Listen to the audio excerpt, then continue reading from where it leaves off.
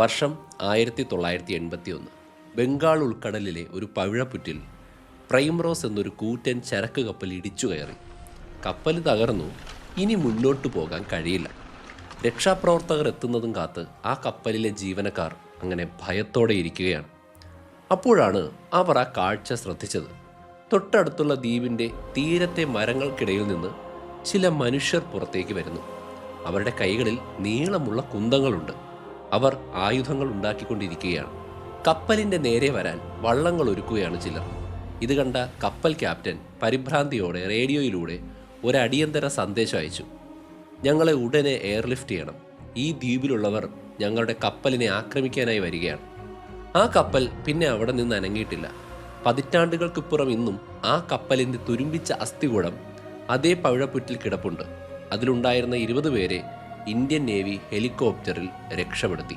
നിങ്ങളിപ്പോൾ Google map എടുത്ത് നോക്കുകയാണെങ്കിൽ വ്യക്തമായിട്ട് ആ കപ്പലിൻ്റെ അവശിഷ്ടം കാണാൻ കഴിയും. ആ കപ്പൽ ഇടിച്ചു കയറിയ ദ്വീപിൻ്റെ പേരാണ് നോർത്ത് സെന്റിനൽ. ഭൂമിയിൽ ഒരുപക്ഷെ ഒരു ഭരണകൂടം ഇവിടെ നമ്മൾ യാതൊന്നും ചെയ്യാതിരിക്കുന്നതാണ് വലിയ ശരിയെന്ന് തീരുമാനിച്ച ഒരേ ഒരു സ്ഥലം ചിലപ്പോൾ ഇതായിരിക്കും. ആൻഡമാൻ ആൻഡ് നിക്കോബാർ ദ്വീപ് സമൂഹങ്ങളുടെ ഭാഗമാണ് നോർത്ത് സെന്റിനൽ. ബംഗാൾ ഉൾക്കടലിൽ വടക്ക് നിന്ന് തെക്കോട്ട് ഏകദേശം 700 കിലോമീറ്ററോളം നീളത്തിൽ ചിതറിക്കിടക്കുന്ന 572 ദ്വീപുകളുടെ കൂട്ടമാണിത്. മാപ്പിൽ ഇതിൻ്റെ സ്ഥാനം നിങ്ങൾ ശ്രദ്ധിച്ച് നോക്കിക്കഴിഞ്ഞാൽ ഈ ദ്വീപ സമൂഹത്തിൻ്റെ ഏറ്റവും വടക്കേ അറ്റം മ്യാൻമാറിനോടും തെക്കേ അറ്റം ഇന്തോനേഷ്യയിലെ സുമാത്ര ദ്വീപിനോടും ചേർന്ന് കിടക്കുന്നതായി കാണാം. മ്യാൻമാറിൽ നിന്ന് വെറും 22 നോട്ടിക്കൽ മൈൽ അകലം മാത്രമേ ഇങ്ങോട്ടേക്കുള്ളൂ. തെക്കേ അറ്റത്ത് നിന്ന് സുമാത്ര ദ്വീപിലേക്ക് വെറും 150 കിലോമീറ്റർ മാത്രം ദൂരം. എന്നാൽ ഇന്ത്യയുടെ പ്രധാന കരഭാഗങ്ങളായിട്ടുള്ള കൊൽക്കത്തയോ ചെന്നൈയോ ഇവിടെ നിന്ന് 1200 കിലോമീറ്റർ അധികം പടിഞ്ഞാറ് മാറി കടലിലൂടെ സഞ്ചരിച്ചാൽ മാത്രമേ എത്തിച്ചേരുകയുള്ളൂ. സാങ്കേതികമായി ഇത് ഇന്ത്യയുടെ സ്വന്തം മണ്ണാണ്. എന്നാൽ ഭൂമിശാസ്ത്രപരമായി നോക്കുമ്പോൾ ഇത് ഏറ്റവും കൂടുതൽ ചേർന്ന് കിടക്കുന്നത് തെക്കുകിഴക്കൻ ഏഷ്യൻ രാജ്യങ്ങളോടാണ്. പണ്ട് യൂറേഷ്യൻ പ്ലേറ്റിലേക്ക് ഇന്ത്യൻ പ്ലേറ്റ് കൂട്ടിയിടിക്കുമ്പോൾ കടലിൽ നിന്ന് ഉയർന്നു നിന്ന ചില ദ്വീപ പ്രദേശങ്ങളാണ് ഇന്ന് ആൻഡമാൻ നിക്കോബാർ ഐലൻഡ്സായി സ്ഥിതി ചെയ്യുന്നത്. ഇന്ത്യൻ മെയിൻലാൻഡിൽ നിന്നും ഒരുപാട് അകലെയാണെങ്കിലും മറ്റുള്ളവരുടെ വീട്ടുപടിക്കൽ എന്ത് നടക്കുന്നു എന്ന് കൃത്യമായി മനസ്സിലാക്കാനും അത് തിരിച്ചറിയാനും നമുക്കിതിലൂടെ സാധിക്കുന്നു. ഈ ഒരൊറ്റ കാരണം കൊണ്ടാണ് ആധുനിക ലോകത്തിലെ ഏറ്റവും തന്ത്രപ്രധാനമായിട്ടുള്ള ഭൂപ്രദേശങ്ങളിലൊന്നായി ഈ ദ്വീപുകൾ മാറുന്നത്. പക്ഷേ രാജ്യതന്ത്രങ്ങളെക്കുറിച്ച് സംസാരിക്കുന്നതിന് മുൻപ് നമുക്ക് നോർത്ത് സെന്റിനലീസിനെ കുറിച്ച് കുറച്ച് കാര്യങ്ങൾ ആഴത്തിൽ പറയേണ്ടതായിട്ടുണ്ട്. കാരണം ഈ ദ്വീപുകളെ ഭരിക്കുന്ന ഏറ്റവും വലിയ നിയമമാണ് ദ ലോ ഓഫ് ഐസൊലേഷൻ, അതായത് ഒറ്റപ്പെടലിൻ്റെ നിയമം. ഈ ഒരു ഐലൻഡിൽ ജീവിക്കുന്ന മനുഷ്യരെ നമ്മൾ സെന്റിനലീസ് എന്നാണ് വിളിക്കുന്നത് എന്നറിയാമല്ലോ. ഭൂമിയിൽ ഇന്നുള്ളതിൽ വെച്ച് പുറം ലോകവുമായി യാതൊരു ബന്ധവുമില്ലാതെ ജീവിക്കുന്ന ഏറ്റവും ഒറ്റപ്പെട്ട മനുഷ്യ സമൂഹം ഒരുപക്ഷെ ഇവരായിരിക്കും. 10,000-കണക്കിന് വർഷങ്ങൾക്ക് മുൻപ് ആഫ്രിക്കയിൽ നിന്ന് കുടിയേറിയ ആദ്യകാല മനുഷ്യരുടെ പിൻഗാമികളാണ് ഇവർ എന്നാണ് കരുതപ്പെടുന്നത്. ഇത്രയും കാലമായിട്ടും അവർ ഈ ദ്വീപിൽ തന്നെ തുടരുകയാണ്. അവിടെ എത്ര പേരുണ്ടെന്ന് ആർക്കും കൃത്യമായിട്ട് അറിയില്ല.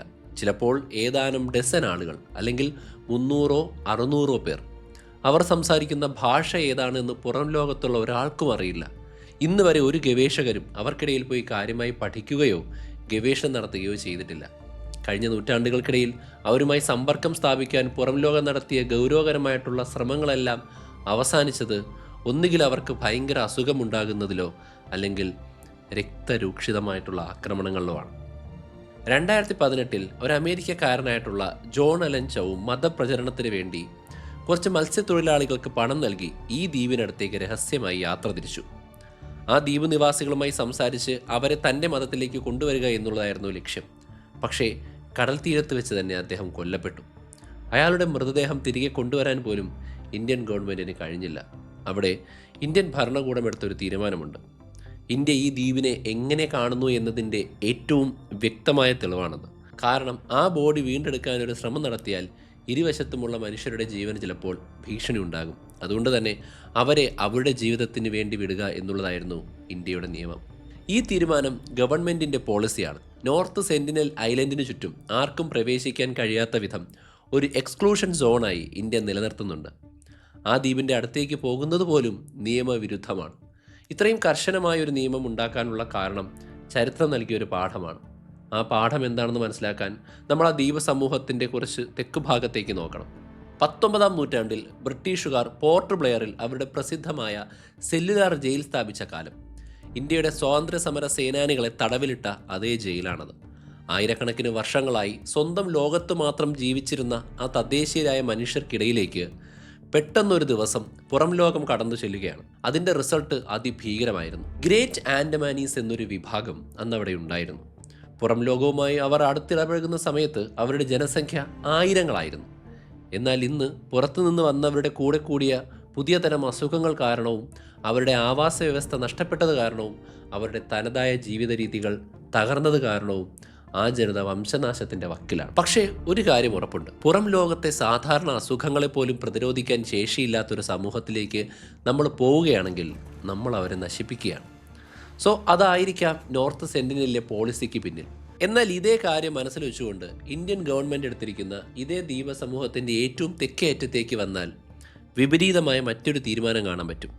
അവിടെ ഒന്നും ചെയ്യാതിരിക്കാനല്ല ഇന്ത്യ തീരുമാനിച്ചിരിക്കുന്നത്, മറിച്ച് രാജ്യത്തിൻ്റെ ചരിത്രത്തിലെ ഏറ്റവും വലിയ ഇൻഫ്രാസ്ട്രക്ചർ പ്രോജക്റ്റുകളിൽ ഒന്ന് അവിടെ നിർമ്മിക്കാനായിട്ട് ഇന്ത്യ പോവുകയാണ്. നോർത്ത് സെന്റിനൽ ദ്വീപവാസികളെ ഏത് വലിയ അപകടത്തിൽ നിന്നാണോ ഇന്ത്യ സംരക്ഷിക്കാൻ നിയമമുണ്ടാക്കിയത്, അതേ അപകടത്തിലേക്ക് തെക്കേയറ്റത്തുള്ള മനുഷ്യരെ തള്ളിവിടും എന്ന ഭയമുണ്ട്.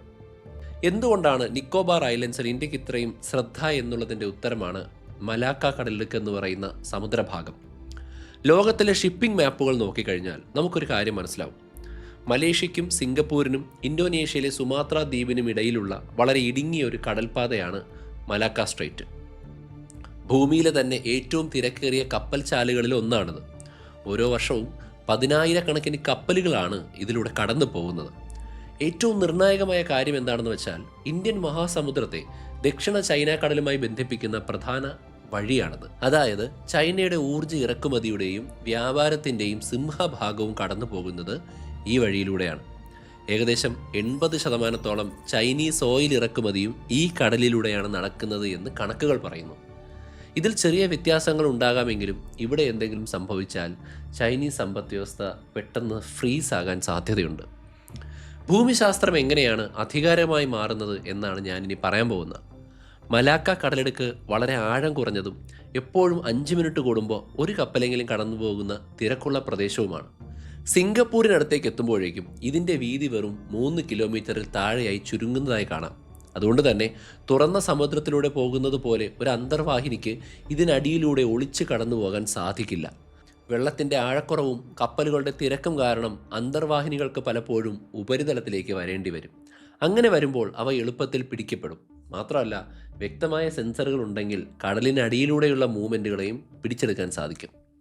അതിനർത്ഥം മലാക്ക കടലിടുക്കിൻ്റെ പടിഞ്ഞാറൻ കവാടത്തിൽ ആർക്കാണോ ആധിപത്യമുള്ളത് അവർക്ക് ഏഷ്യൻ വ്യാപാരത്തിൻ്റെ ഏറ്റവും പ്രധാനപ്പെട്ട ചോക്ക് പോയിന്റിലെ സകല നീക്കങ്ങളും നിരീക്ഷിക്കാൻ സാധിക്കും. ഇപ്പോൾ ഹോർമൂസ് കടലിടുക്കിൽ സംഭവിക്കുന്ന കാര്യങ്ങൾ നമ്മുടെ രാജ്യത്തെ ഉൾപ്പെടെ എങ്ങനെയാണ് ബാധിക്കുന്നത് എന്ന് നമുക്കറിയാം. അതുപോലെ തന്നെ ആ പടിഞ്ഞാറൻ കവാടത്തിൽ എന്താണ് ഉള്ളതെന്ന് നമ്മൾ നോക്കിക്കഴിഞ്ഞാൽ അത് ആൻഡമാൻ നിക്കോബാർ ദ്വീപുകളാണെന്ന് കാണാം. ഈ ദ്വീപിൻ്റെ ഏറ്റവും തെക്കേയറ്റത്തുള്ള ഗ്രേറ്റ് നിക്കോബാർ ഐലൻഡ്സ് മലാക്കയിലേക്ക് പോകുന്ന കപ്പൽ ചാലുകൾക്ക് തൊട്ടടുത്താണ് നിൽക്കുന്നത്. ഇന്തോനേഷ്യയിൽ നിന്ന് ഏകദേശം 150 കിലോമീറ്റർ മാത്രം അകലെയാണ്. ഈ ഒരു ആധിപത്യം സ്ഥാപിക്കാൻ ഇന്ത്യക്ക് സമുദ്രങ്ങൾ താണ്ടി പോകേണ്ട കാര്യമില്ല, കാരണം ഇന്ത്യയുടെ സ്ഥലമാണവ. ഈ ഒരു ഭൂമിശാസ്ത്രപരമായിട്ടുള്ള പ്രത്യേകത കൊണ്ടാണ് ഇന്ത്യ തങ്ങളുടെ ഒരേ ഒരു യൂണിഫൈഡ് ട്രൈ സർവീസ് കമാൻഡ്, അതായത് ആർമിയും നേവിയും എയർഫോഴ്സും ഒരുമിച്ച് പ്രവർത്തിക്കുന്ന സംവിധാനത്തെ ഈ ദ്വീപുകളിലേക്ക് ഇപ്പോൾ സ്ഥാപിച്ചിരിക്കുന്നത്. ബംഗാൾ ഉൾക്കടലിലൂടെ ദക്ഷിണ ചൈന കടലിലേക്ക് പോകുന്നതും വരുന്നതുമായിട്ടുള്ള കപ്പലുകളെയും അന്തർവാഹിനികളെയും വിമാനങ്ങളെയും കൃത്യമായി നിരീക്ഷിക്കാൻ ഇവിടെ നിന്ന് ഇന്ത്യക്ക് സാധിക്കും.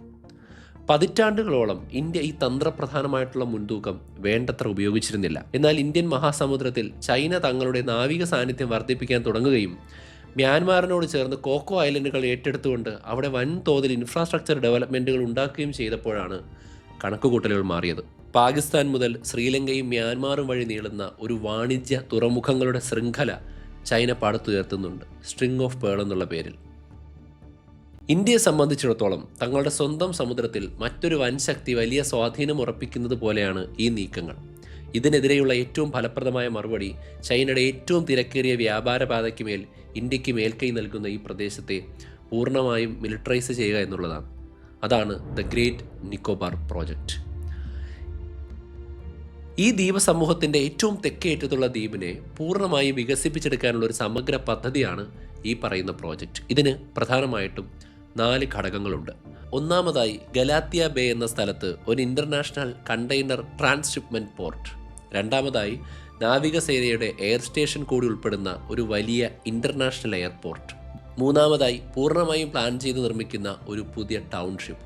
പിന്നെ ഇതിനെല്ലാം ആവശ്യമായ വൈദ്യുതി ഉണ്ടാക്കാൻ കഴിയുന്ന ഒരു വലിയ പവർ പ്ലാന്റ്. ഇതിനായിട്ട് ചിലവാകുന്ന തുകയുടെ കണക്കുകൾ പലയിടത്തും പലതാണെങ്കിലും 72,000 കോടി മുതൽ 90,000 കോടി രൂപ വരെ ഈ പദ്ധതിക്ക് ചിലവാകുമെന്നാണ് വാർത്ത.